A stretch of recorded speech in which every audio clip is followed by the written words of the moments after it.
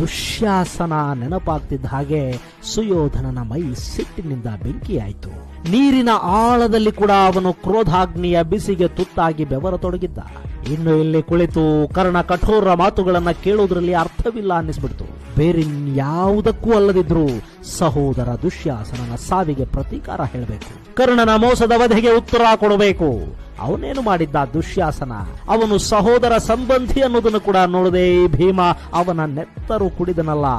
ರಾಕ್ಷಸಿಯನ್ನ ಮದುವೆಯಾದ ನಂತರ ಇವನಿಗೆ ಕೂಡ ರಾಕ್ಷಸ ಗುಣಗಳು ಬಂದು ಬಿಟ್ಟಿವೆ. ಅನಾಗರಿಕ ರಕ್ಕಸ ಅಂದ್ಕೊಂಡ ಸುಯೋಧನ ತನ್ನ ಸಹೋದರ ಮಗ ಲಕ್ಷ್ಮಣ ಕುಮಾರ ಸಹಸ್ರಾರು ಕುರು ವೀರರನ್ನ ಕೊಂದ ಪಾಂಡವರು ಹಾಗೂ ಭೀಮ ಸರೋವರದ ದಡದಲ್ಲಿ ನಿಂತು ಮಾತಾಡ್ತಾ ಇದ್ದಾರೆ. ಅವರ ಮಾತುಗಳನ್ನ ಕೇಳಿ ಕೂಡ ನೀರಿನ ಆಳದಲ್ಲಿ ಅಡಗಿ ಕೂತರೆ ನನಗಿಂತ ಹೇಳಿ ಮತ್ತಿನ್ಯಾವನು ತಾನೇ ಇದ್ದಾನು? ನನ್ನ ಸಹೋದರನನ್ನ ಕೊಂದ ಪಾತಕಿ ಎದುರು ಬಂದು ನಿಂತಾಗ ಕೂಡ ನಾನವನ ಮೂಳೆ ಮುರಿಯದೆ ಬಿಟ್ಟು ಬಿಟ್ರೆ ಲೋಕ ಈ ಸುಯೋಧನನ ಬಗ್ಗೆ ಏನೆಲ್ಲ ಮಾತಾಡ್ಕೊಂಡಿತು. ಸುಯೋಧನ ಜೀವ ಬೇಕಾದರೂ ಬಿಟ್ಟು ಬಿಟ್ಟಾನು, ಆದ್ರೆ ಅಭಿಮಾನ ಬಿಟ್ಟು ಬದುಕಲಾರ. ಭೀಮಸೇನ, ಈಗೋ ಬರ್ತಾ ಇದ್ದೇನೆ, ನಿನ್ನ ಮೃತ್ಯುವು ನಾನು ಬರ್ತಿದ್ದೇನೆ ಅಂದವನೇ ಸುಯೋಧನ ನೀರಿನಿಂದ ಮೇಲೆದ್ದು ಬಿಟ್ಟ. ಅವನು ಮೇಲೆದ್ದ ರಭಸಕ್ಕೆ ಇಡೀ ಸರೋವರದ ನೀರು ಅಲ್ಲಕಲ್ಲೋಲಗೊಳ್ತು.